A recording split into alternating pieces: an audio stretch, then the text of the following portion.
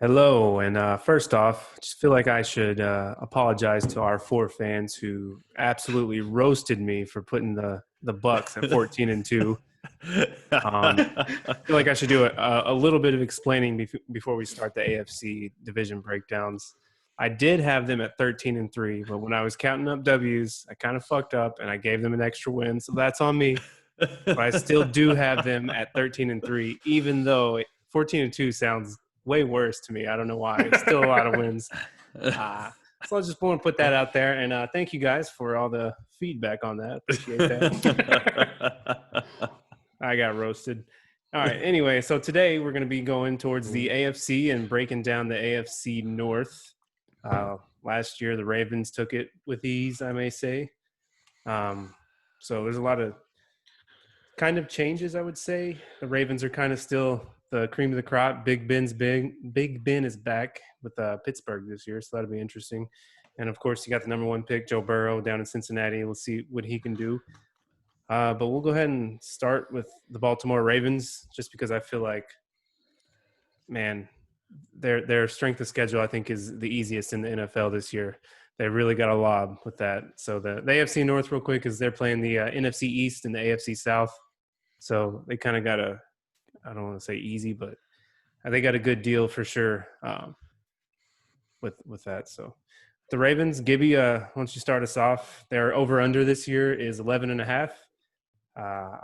And they have 5 primetime games, which are going to be some good ones with the Chiefs, the Pats, the Steelers, the Cowboys, and the Browns. So. Yeah, for sure. So we all know that this division still runs through Baltimore.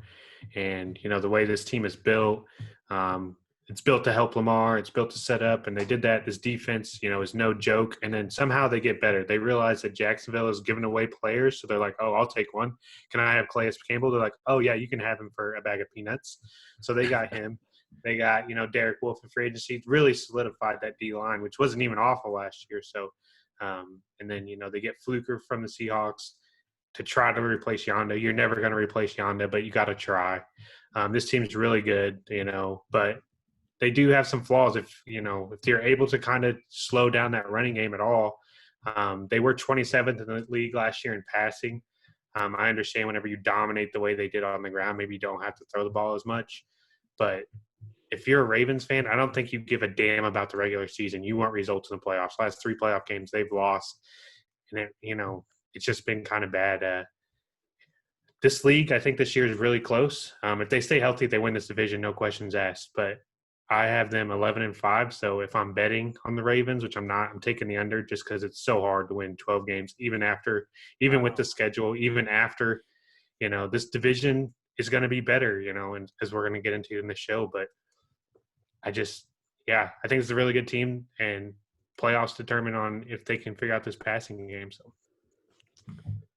Right on, Cheech. Yeah, no, I have them at 11-5 as well. Yeah, I mean, like you hit everything on the head. I'm not a huge Lamar follower, though, as everybody probably knows by now. So I understand his importance on the team, and like he's going to be their success or failure this year. If he comes out and he's throwing like an absolute clown and just throwing picks all the time and he can't make the play in the clutch other than like with his feet. And obviously every team knows by now that he's a threat on the ground. So they're going to be watching that even more. I think there's going to be a lot more spy plays against them. And they're just going to be ready for him to be moving on the ground. So if he can't figure out that arm, then it'll be rough for them on offense. On defense, they drafted a rookie linebacker in the first round. So, and on their depth chart, they've got him as the number 1. So that'll be interesting to see how a rookie plays into their defense. I mean, they've got a good defense already. So it's a solid team. 11-5, and even though I've talked highly about the Browns so far on this show, I do have the Ravens winning this division at 11-5. But yeah, if I had to bet, I'm taking the under as well. Oh, wow. So I kind of started with the Ravens just because I thought you all would have them with the over on that one. But so I got them going 13-3 this year.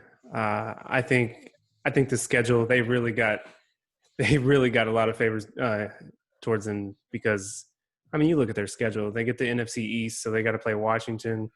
They get Dallas at home. They get the Giants at home. I mean, they end up playing Jacksonville. I mean, like, I don't know. The Bengals are going to suck. We'll get to them next. But, I just think they're kind of set up. I wouldn't say a runaway because I do think I like the Steelers this year, and we'll get to them too. But they they kind of proved they have the best running game in the league. I think they have possibly the best secondary in the league. Yeah, Marcus Peters, Earl Thomas, Jimmy Smith, Marlon Humphrey, that secondary is really good, and I think they're going to be good this year again. And they still got a good O-line. You said DJ Fluker. It was a good pickup for them to, like you said, try to replace Marshall Yanda, which is not going to happen. But he's a good lineman for them. And we talked about the Niners having a lot of running backs, but this team does too. Mark Ingram, Justice Hill, Gus Edwards, J.K. Dobbins, and Lamar Jackson. I mean, come on. Like this team, they're going to be good. They're going to win a lot of games this year. They could probably win more than 13 if they really – like say they end up playing Kansas City. If I got them losing that game, but that's just because I wanted to give them another loss because I don't want to sound too biased and like give them 14 wins again, get roasted. So yeah. I mean, if you had to pick a team to give 14 wins to, I think that the Ravens might be a better choice than the Bucs, but I'm glad you didn't. Hey, only time will tell. That's right. They're built for the cold. They play in the North. I think they get to the AFC Championship game this year, but I don't think they beat the Chiefs. So, like you said, you hit it right there. That they got to win in the playoffs because Lamar Jackson has had a hard time. A couple years ago, he was a rookie, played 3 of the worst quarters of football that anyone has ever seen, and then turned it on a little bit. Yeah, it was bad. So we'll see. I think he's kind of, he's feeling himself. He won an MVP. He knows where he is now. So I think they kind of, stay where they were last year. They didn't lose a lot, so. How important do you think that arms race is for them and the Chiefs? I mean, obviously we don't know how the season is going to pan out, but it's only one bye, and then it's going to be the huge. difference. Yeah, I mean, because the 1 seed, let's say it is the Ravens, the Chiefs are the 2. Playing the difference for me, because I think Buffalo is the third best team to win the division. Obviously, we'll get to that. But the difference to me between playing Buffalo in the second round and playing, the Colts or whoever in the second round is massive. So I feel like that this regular season between them two, it's going to be huge. Yeah, it's a Monday night football game too, so that'll be interesting. I mean, either team could win that game. It's in Baltimore, so we will see how that plays off. And the dude can throw the ball too. It's not just a running threat. I think this was the conversation everyone was having at the beginning of last year, and he threw for 42 touchdowns and only 9 interceptions last year. I mean, he doesn't throw a lot of interceptions. I know his accuracy isn't great. Like, I would be the first to tell you, I've been watching him for longer than anybody. So he's not an accurate thrower sometimes when it comes to the outside. But, he's going to get better. I think they go 13-3, win the division, probably get the 2 seed. So, but we'll see. I don't know. And don't go for 4th down all the time. Trust your defense. Like, why are they going for 4th down and giving their defense terrible? Like, they have a really good defense. Oh, my God. Like, I don't want the Ravens to win, so, like, I was happy. But when they go for 4th down, if I was Ravens, I'd be pissed. Like, trust your defense. I had to stress out. Trust your defense. Had to stress out Ravens fans, man. It'd be like 4th and under 4th and 10, we're going for it. Lamar's just running back and forth in the backfield looking for somebody. Nobody's there, so he just takes off. Yeah. All right, so 11-5 for you all. They get the over under 11-5. You all taking the under on that? Yes. Crazy to me, but I'm going over. So we'll go to the Bengals this year. So one primetime game, which was surprising to me. Yeah, they play the Browns. First pick. On I guess. It's a Thursday night football game, so it's like pretend prime time. Yeah. I mean, it's going to be the only football game that night, so everyone's going to be watching. Oh yeah. So their over under this year is 5.5 wins, which if you want, I'll go ahead and start. Hammer that under. This team is stuck this year. I think they have a lot of weapons on offense. That's they do. The AJ Green, Boyd, Joe Mixon. They drafted T. Higgins, who I think is a really good receiver. But I mean, looking at the schedule, I know they have an easier draw, but the division is pretty good. Baltimore, Cleveland's going to win some games. Steelers are going to win some games. And so I was looking at their draft picks. So besides Joe Burrow, after that, their next few picks it was all defense and an O-lineman. One guy from Wyoming, a guy from Appalachian State, and a guy from Kansas. Now, I'm not saying that good football players don't come from these schools, but that's a lot of risk for picking players from those. And this is a team that needs players to play now. But they did address the linebacker position, which was good. I think they took like 2 or 3 linebackers. So I just think they're going to struggle on defense a lot, and they're not going to be able to stop anyone. Zach Taylor probably going to get fired after the season and hammer that under. Cheech? Yeah, so I am also under on the Bengals. I just don't think – I mean, obviously everybody's making noise about Joe Burrow, but he is not going to be the cure for this team right now.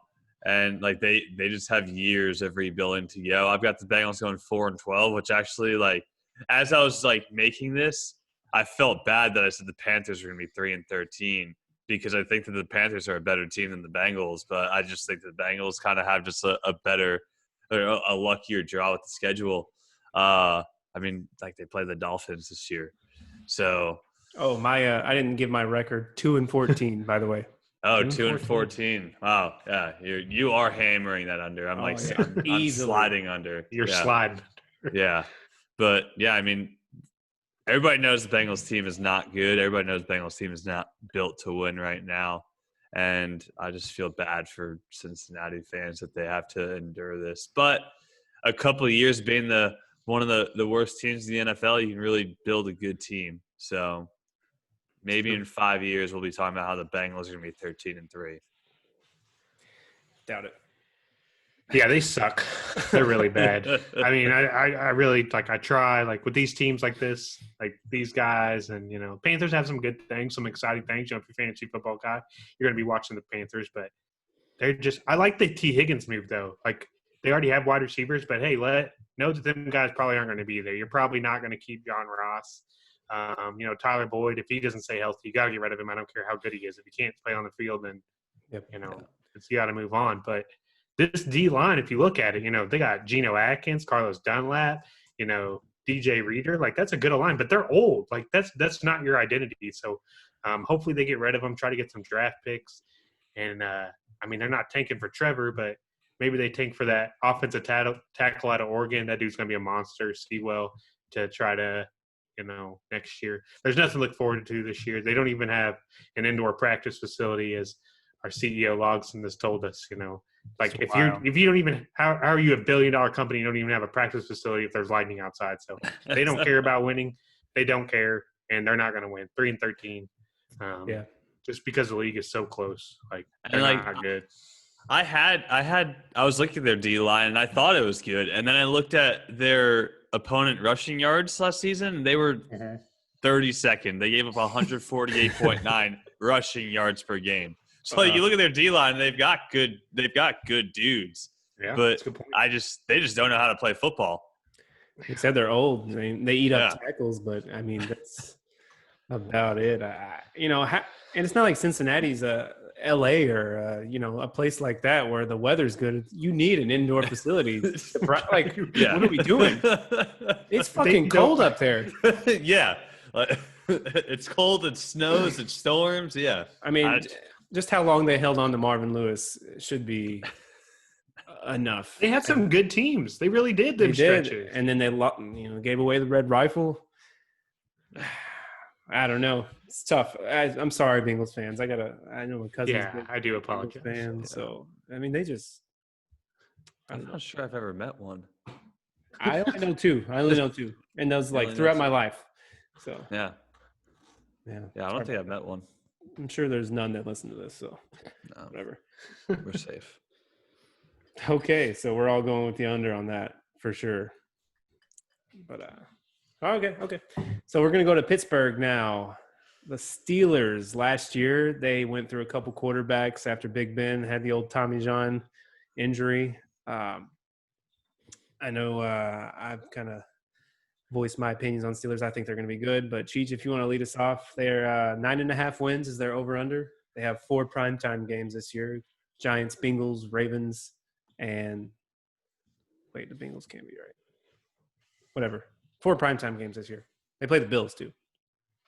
Yeah. So I have the bet. I have the Steelers going 8-8 this season. I know that there's aspirations for the Steelers to be a better team, especially with Big Ben coming back. I mean, he's posting these hype videos on Instagram and Facebook, just showing him that he worked out and stuff like that. And that's cool, Ben. Like, that's good. I'm glad that you got yourself back in shape. Maybe you should have waited. Maybe you should have did that before you were 36 years old or something like that. I don't know.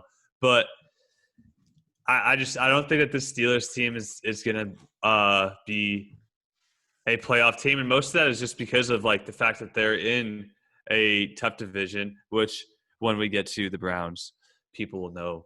And, I mean, the AFC is just overall, like, there are just good teams in the AFC that I don't think the Steelers will end up slipping into the playoffs as an 8-8 team. They have a good defense. They were, I think, 4th in passing yards against last season on defense. So, obviously, everybody knows TJ Watt's a beast. And I don't hate their offense. I do think that with Big Ben, they're a lot more dangerous because Mason Rudolph he had some rough games last season. Horrible quarterback. And like, I mean, we had a big thing with James Washington last year because you were just begging for him to get yards because of a fantasy bet. Want to bet. Yeah. So I don't think that this offense really has the answers to be better than 8-8. Yeah. Nice. Gibby? So I think we all know that this team, kind of like the other teams we've talked about, kind of runs through their quarterback. How good can their quarterback play? Now, they add Eric Ebron, and I understand that maybe his offensive production last year wasn't all that great, but he is a very talented guy, and then that gives them 2 tight ends. So maybe they're, trying to take some pressure off Big Ben. It's hard to get Tommy John and come back and do this. They do add a Super Bowl champion from the Kansas City Chiefs at left guard. I'm not even going to try to attempt to say his name, Wezenowitzki. Yeah, he's a guard. He's very good, and he's super cheap. So that was a good addition for them. Their O-line is solid. You got one of the Pouncey brothers at center, and then next to him you got DeCastro. I think that's solid. But their running game really wasn't, what it needed to be last year. Connor couldn't stay healthy, and I wish they would have kind of gave the keys to old Benny Snell Jr. a little more, because he kind of actually he did good when he was on the field, but they didn't do it. And then they go and draft a running back, so maybe they're not as high on there. And that wide receiver core, Juju, is a freak, man. He can do all kinds of things. Not a burner, but a great route runner, very physical. But then they add another wide receiver in, Chase Claypool from Notre Dame, and we'll see how they do. But it comes down to Big Ben, and their offense can't be any worse than it was last year. It literally can't. Like last year, they ranked 31st in passing and 29th in rushing. Like, they're only going to get better, and that defense is good. I think they have some holes in the secondary. But like Cheech said, when you have them pass rushers that they got with Truott and Cameron Hayward and TJ Watt, like, you're going to get to the quarterback, so they don't have to do it as much. But they do have holes in the secondary, and, today's NFL, I don't know how good that's going to be. I think they do sneak in at 9-7, but I'm super excited for that Week 17 week between them and the Browns. I think that's a perfect schedule matchup for them. That could be so good. I really hope Big Ben stays healthy. I probably have them at 10 or 11 wins if they get a backup quarterback. There are so many backup quarterbacks they could have got this year, and they don't. So just that risk of Ben going down or not coming back. Hodges? Quack, quack. But, dude, like, we saw how terrible this offense was with them guys, and they're like, nah, don't want Andy Dalton, nah. I mean, even if they grab Joe Flacco, I'm way higher on the Steelers. It's just hard to really bet. Yeah, Jets stole his ass. But, it's just hard to put all of that on Big Ben.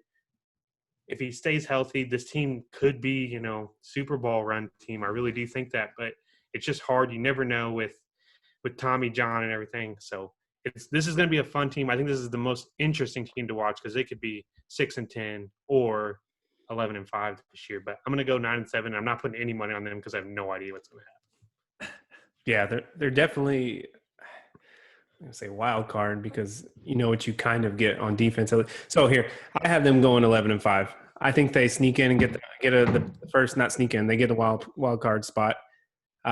Listen, defenses had them figured out last year. Their running game sucks so bad because their passing game was non-existent. They knew everyone knew what they were going to do. That's when they started putting Jalen Samuels as like a wildcat and running jet sweeps every fucking play, and it was like, I don't know, it was annoying. It was just annoying to watch. Like even if every game I watched, I wasn't a fan of either team, but it was like just frustrating to watch them try to play offense.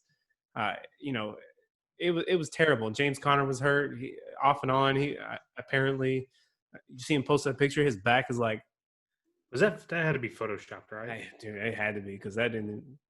That didn't look normal. It didn't look normal. So, if that's real, they're winning the Super Bowl. No, but like you said, Roethlisberger's back. I think Steelers fans they want Fat Ben back. They like Fat Ben. I don't know, but that defense is super young, very good.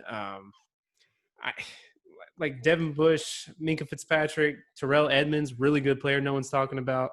Obviously, you got TJ Watt, Hayward, Cameron Hayward, the Pouncey brothers, whatever, all of them. This is going to be a good football team next year, and I think they win 11 games, go to the wild card, and they could possibly make a run. I really think that.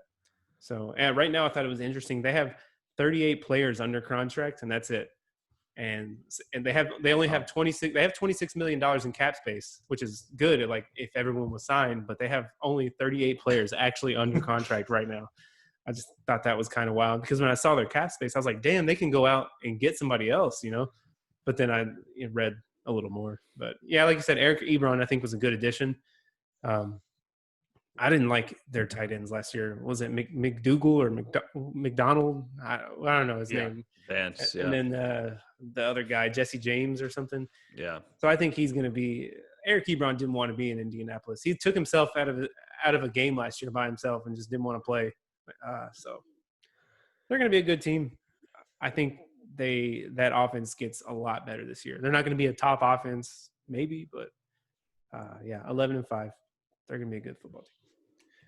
So Cleveland Browns, the team that we have talked so much about, we finally get to go in and dissect a little bit. This year they had 2 primetime games, which I thought was kind of crazy, but I guess they learned their lesson last year. Over under 8.5 wins. I'll go ahead and start, I guess, because I know you guys are high on them, so I'll kind of bring them down for you guys to bring them back up. So I got them with the under. I think they go 8-8 this year. They're going to be a decent football team. I never was the guy just sitting here bashing. I'll bash Baker Mayfield all day. I will. But I don't know, man. To me, this is like their season is going to be a roller coaster. I feel like they're going to win some games they probably shouldn't win.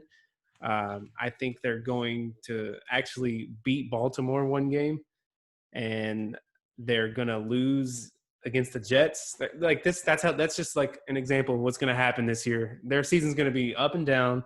Near the end of the season, they're going to be right there in the playoff hunt, and I think 8-8, and they're the last team out of the playoffs. Damn. Possibly second. I don't know. It's hard to kind of forecast with that extra wild card spot, but 8-8. And like I said, real quick, just they got to get better everywhere because they were the most penalized team in documented history. If you're going to be even half of that, you're not going to the playoffs. So just something to keep in mind. I think what's his name, Anderson Sendejo, the safety from Minnesota. That was a good pickup for them. They got a good secondary. We'll see. And if they're smart, that new offense coordinator from Minnesota, they will be a run offense. They have to run the ball. That has to be what their identity is. They have 2 great running backs, a new revamped offensive line. They have to do that, and they have to stay disciplined to that. Because if not, and they're not going to, because Baker Mayfield's the quarterback. That's why they go 8-8. Golly! All right, Kiffy, go ahead. All right, so this team still has you can look at their roster, you can look at their depth chart, you can look at everything. This team still has $37 million in cap space, and they have everything filled out. They're gonna make moves. This team looks so good on paper right now at this moment, and they are only gonna look better. They're gonna get maybe not some veterans because I love you, my Cleveland friends, but people don't want to go there. People don't want to live there, but they're gonna get people. There's a lot of free agents out there. They're only gonna get better. They've already added, that offensive line has already got better. And I think, as you said, that they have to run the ball. Well, they didn't even have a fullback last year. They add a fullback this year from the Broncos, and Janovich, he's really good. He's a very good run blocker, and I think they have the best 1-2 punch at running back in the NFL. There's no better 1-2 punch in my mind at the running back position. So they do have to say that, and just like with the Bears, they just have to simplify things for Baker. I think Baker is a very talented guy, but sometimes he does overthink things. He tries to go through reads, slower than he needs to. So if you make it quick, I think this team it does get better. And, this defense, maybe there's some holes in the middle part of the defense at the linebacker spot, but they still have $37 million in cap space. So, I mean, that's just the key thing to this whole equation is that they have all that. Just simplify things for him. Like I said, that Week 17 game against the Browns and Steelers is going to be huge. I hope Big Ben is healthy for it because I just want to see a showdown. They do, like you said, if Baker does go down or he's not producing, they do have a backup. And I think that's the difference between them and the Steelers, depth everywhere. So I think they're 9-7 also, but finished second in the division. And Jadeveon Clowney did say he was not interested in signing with the Browns. Just a heads up, too. It's a shame. They don't need him. It doesn't matter. All the talent in the world, they're gonna go 8-8. They're not gonna go. They're gonna go 10-6 this year. They're gonna start the season. They're gonna start the season by just crushing the Ravens. But I just had to do that. Yeah, in Baltimore. Yeah, in Baltimore. They're going. I mean, I've got the Browns starting the season 4-0. But yeah, I mean, you got an offense that in the skill positions and at wide receiver you have Odell and Jarvis Landry. At tight end you have Njoku and Hooper. At running back, Chubb and Hunt. Their D-line is just – I mean, when Sheldon Richardson was with the Jets, I was a big Sheldon Richardson guy. Myles Garrett, absolute beast.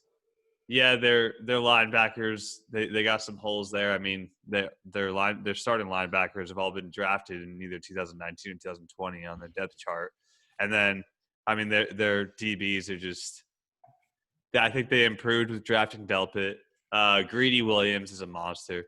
Denzel Ward is just – he's a stud, and he's just getting better every year. Honestly, this team is so good on paper. I mean, it blows my mind that they have all that cap space, but it's because that they were so bad for so long that they just drafted. They have all these rookie contracts probably. 10-6 team, just because they have the 29th most difficult schedule in the NFL this season. Really? Yeah, they have the 29th most difficult schedule in the NFL this season. So that was the difference between them winning the division and them being a wild card team, was just how much more difficult their schedule is than the Ravens. I mean, literally, like, these two teams are in the same division, and you got the easiest schedule and one of the most difficult schedules. But 10-6 Browns, Baker Mayfield throwing 4,000 yards and 35 touchdowns, 7 interceptions.